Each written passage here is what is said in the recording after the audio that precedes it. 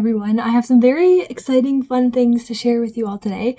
Some of them are books and others of them are just other sort of artsy things. So I just got back from my school's annual Christmas market fundraiser and I picked up some lovely things there. And then I also have some books from my favorite children's bookstore that I visited yesterday. So I'm going to show you first the things that I got from the market.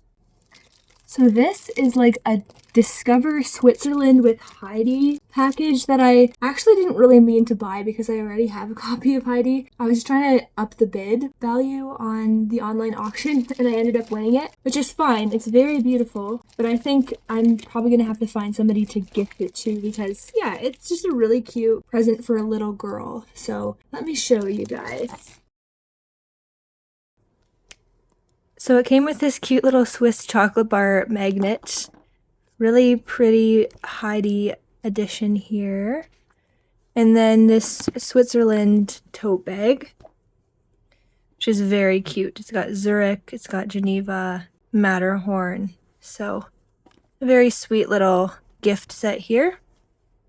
And then here is a bigger gift set that I very much wanted to win because I'm going to have a new niece born any day. And my sister-in-law had a Winnie the Pooh themed baby shower. And so there was this Winnie the Pooh themed gift bundle. And I was like, I really want to get that for Christmas for my new niece. And it comes with this very big and beautiful complete tales and poems of Winnie the Pooh.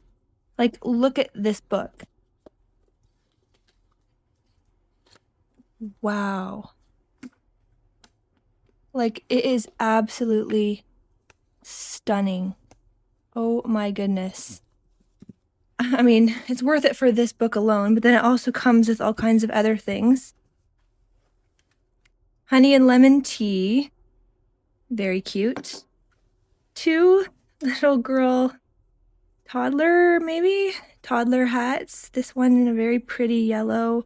And then this one with an actual Winnie the Pooh pattern. Oh my goodness. So adorable. And then I think there's also, there's a whole handful of Winnie the Pooh kind of stickers for a scrapbook maybe, or a water bottle or something like that. So I just thought this set was so incredibly sweet. I also got a set of handmade stockings, Christmas stockings from the market. Zach and I don't have stockings yet, and we also don't really have anywhere to put them. But I'm picturing just one day, once we have a fireplace and a mantle, being able to set these up. There's 4, so there's enough for 2 kiddos perhaps. I just think they're really pretty and well made, good quality. Also from the market, a cute little thing of baked goods. I messed up the ribbon, but it used to look cuter. Some cards made by my very own students.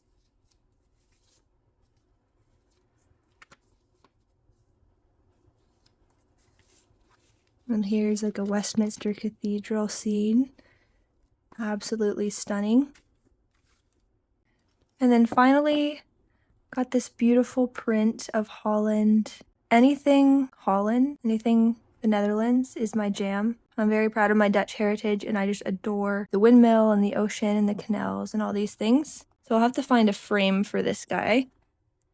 An adorable little knitted acorn Christmas tree ornament. Whoops. And then this Queen Elizabeth mug. This is one of the ones that I made with my students. We figured out how to melt wax, put a wick in there, and then just made candles out of cute old teacups and mugs. So I wanted this one with the Queen. All right, now a few of the books that I picked up in the last few days. This one, my coworker and my boss actually sent me because we're having a discussion of this book next week. It's Leisure, the Basis of Culture by Josef Pieper.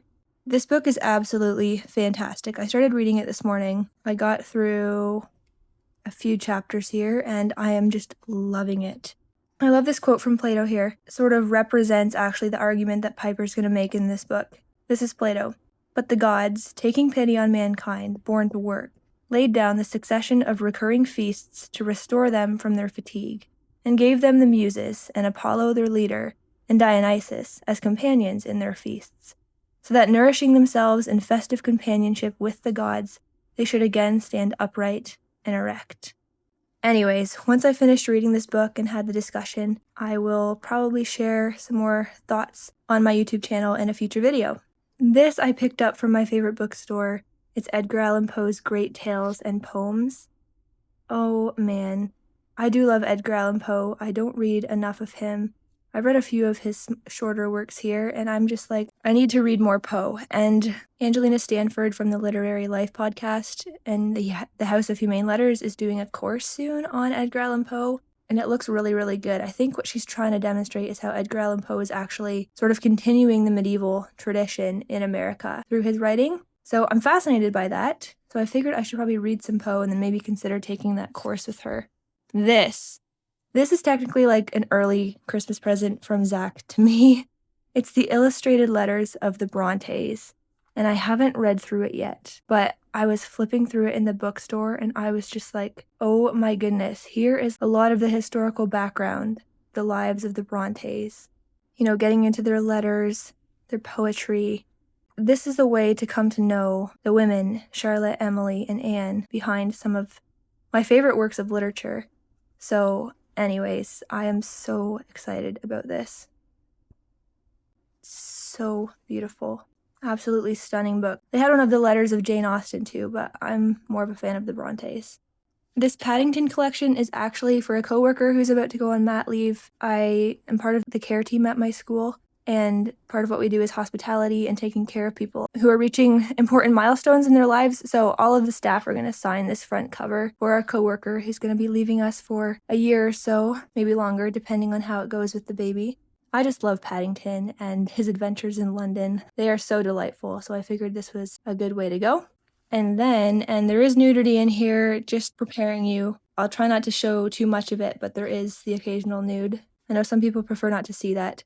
This is Gustave Doré's illustrations for Dante's Divine Comedy. I just discovered Gustave this week. I'm teaching Purgatorio right now, and I was doing a deep dive into art related to the Divine Comedy and Purgatorio specifically, and I came across Gustave Doré, who has made, again, 136 different illustrations from the Divine Comedy alone, and he also does illustrations for Paradise Lost and other great works. And so, I mean, just look at some of these. They are incredible. I love this first one where he's lost in the dark woods. There's Dante, not knowing his way. Most of the illustrations are of Inferno, actually, the different stages of Inferno. And again, everybody's naked. All the souls are naked. There's no clothes in Inferno, really, except for these guys, the hypocrites, who have these creepy-looking capes. There's a number of illustrations of Purgatorio, too, as Dante and Virgil start climbing Mount Purgatory. And then there's a few of Paradiso. Anyways, these are just absolutely stunning. My husband and I were just like flipping through them together last night. It was delightful. Just a good companion to have to the Divine Comedy, I'd say.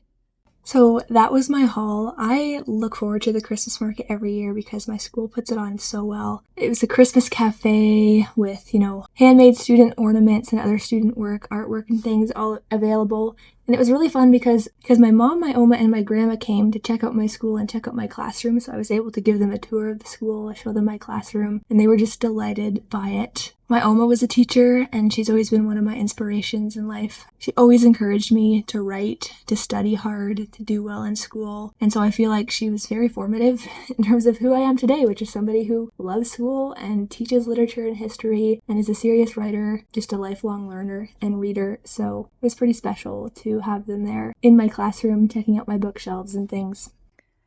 These also came from the Christmas market.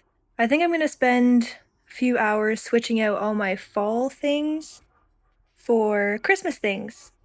Got the Dutch sausages drying here.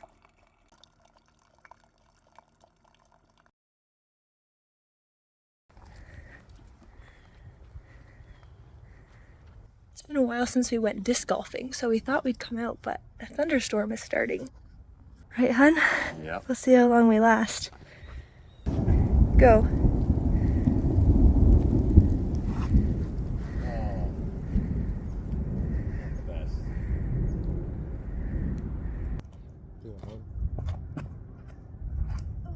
Wow, what a dart.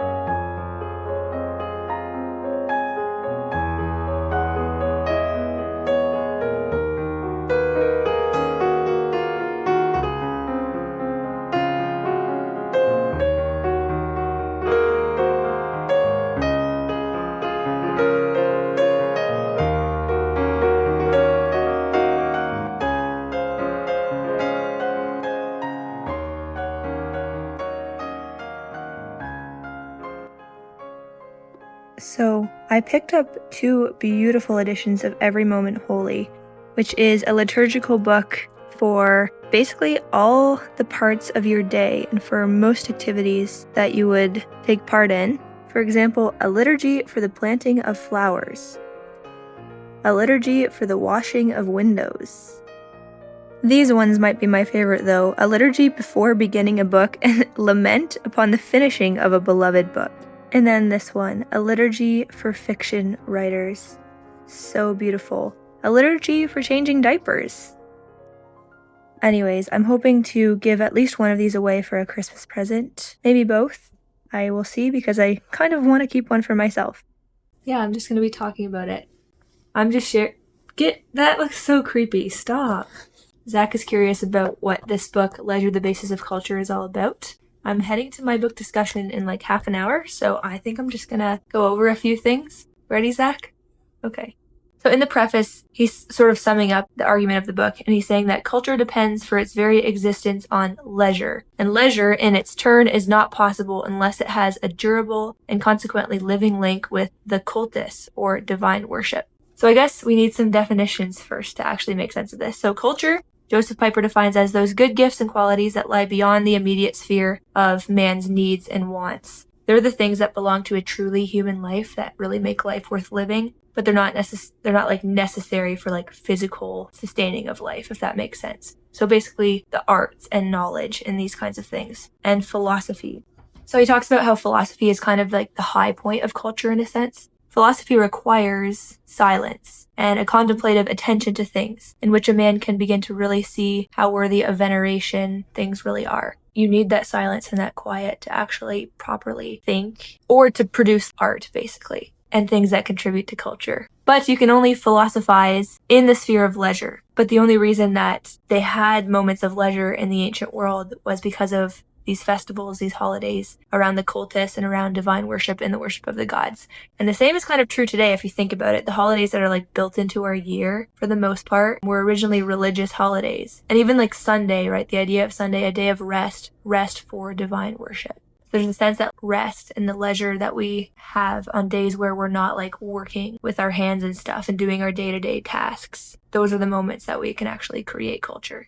So do you think it's a matter of the fact that you can't philosophize unless you're resting, or is it more because you're working, that's why we can't philosophize and build culture? Well, leisure isn't just rest. It's not as simple as rest. I'm going to show you how he defines leisure in a second. It's like a very special state of mind, basically.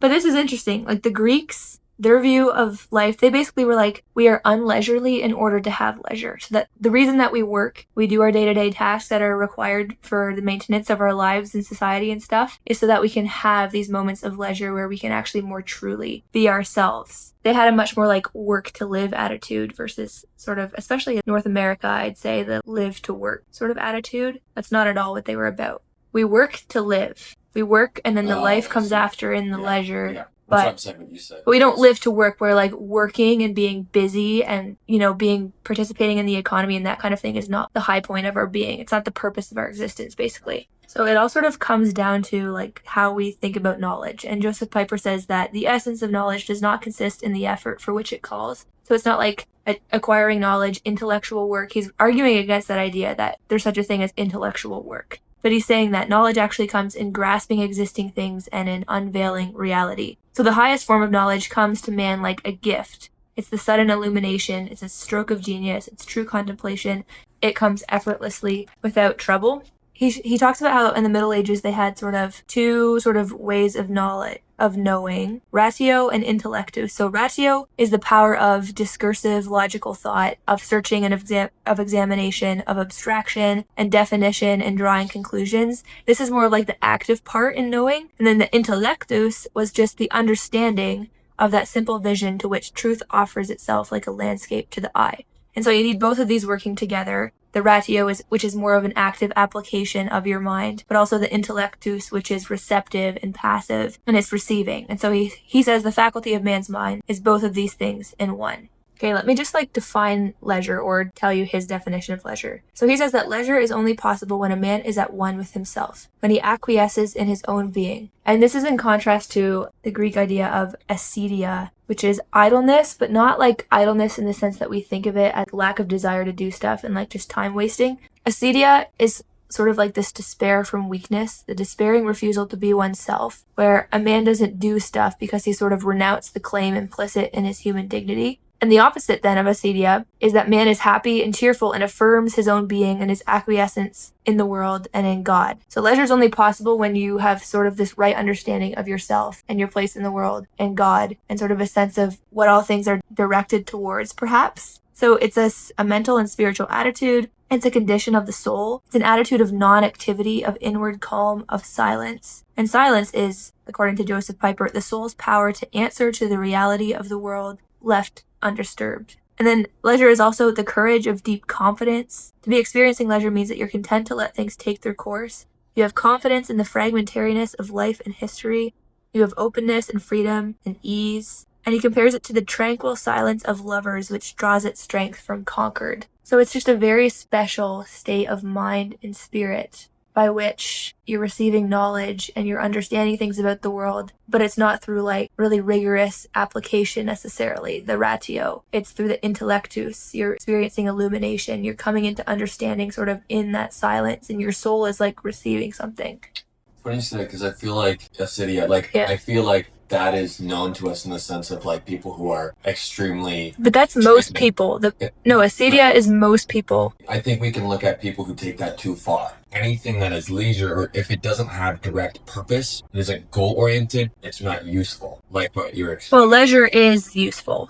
Right, that is leisure. But I'm saying, I think there are mock examples that we are more familiar with of people who take the opposite and don't necessarily apply that leisure. I think acedia, it's despair from weakness. Yeah. So it's like a being almost frightened of knowledge and of understanding, and sort of just refusing to reach for it because it's just easier not to.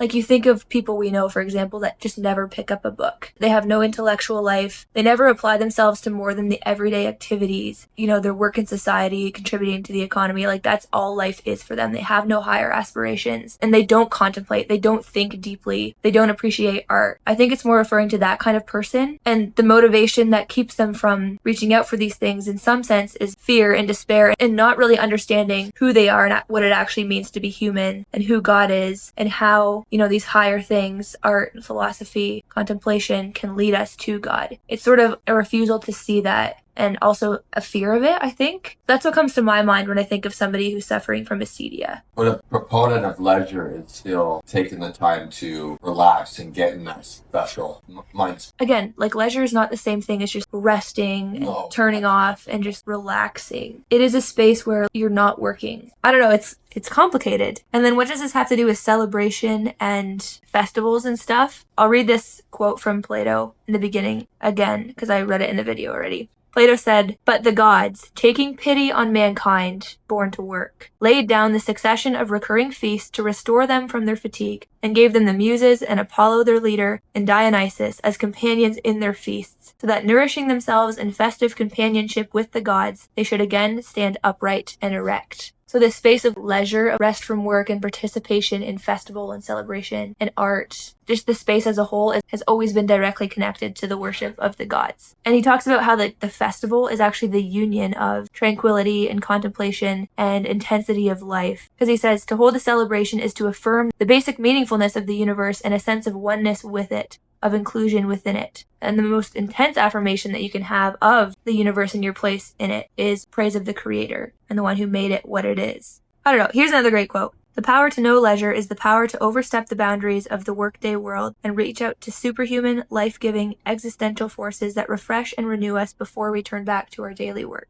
So I guess there is that element of being refreshed because you're coming in contact with God, even having glimpses of joy, like C.S. Lewis's joy. In your contemplation, in your leisure, you're having those illuminations, and it's restoring your soul. It's resetting your mind to remember what your true place is and what the true meaning of things is, what it actually is to be a human, because it's not the grind and participation in the economy. It's more than that. It's the opposite of an empty mind. It's an open mind. It's like opening yourself up to knowledge and truth and goodness and beauty and just enjoying that, taking pleasure in it and participating in it. The description on the back of the book is actually helpful for understanding sort of the core argument of this book. So it says, in Leisure, the Basis of Culture, Pieper destroys common misconceptions about the idea of leisure and its relation to work. Leisure is not idleness, but an attitude of the mind and a condition of the soul that fosters receptivity to both physical and spiritual realities.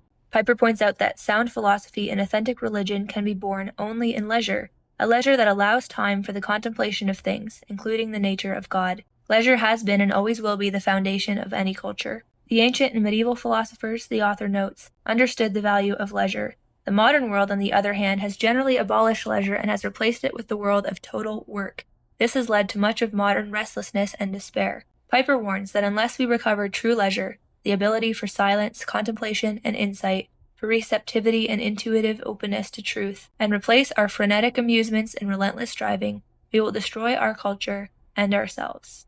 Okay guys, before I end this video, I wanted to show you these books that a friend from school lent me, actually one of the parents who was at the book discussion last night. We just got talking about George MacDonald and she asked if I'd read any of his romances. I remember vaguely that he wrote this kind of adult love story fiction, but I've never come across it. These are really old editions. The Maiden's Bequest, The Baronet's Song. Not gonna lie, these look kind of cheesy, like books that I would typically sort of snort at. Is that bad? It's just not my type of read, I guess. But at the same time, it's George MacDonald, and I love everything else that he writes. So I'm thinking maybe I've got to give one or two of these a read. Let me know if you've ever encountered any of these titles, if you've read them and what you think of them. Alright, I think I'm going to end the video here. Thank you so much for watching. Please leave a like and leave a comment. Press the promote button. That would really help me out, and I hope to see you again very soon.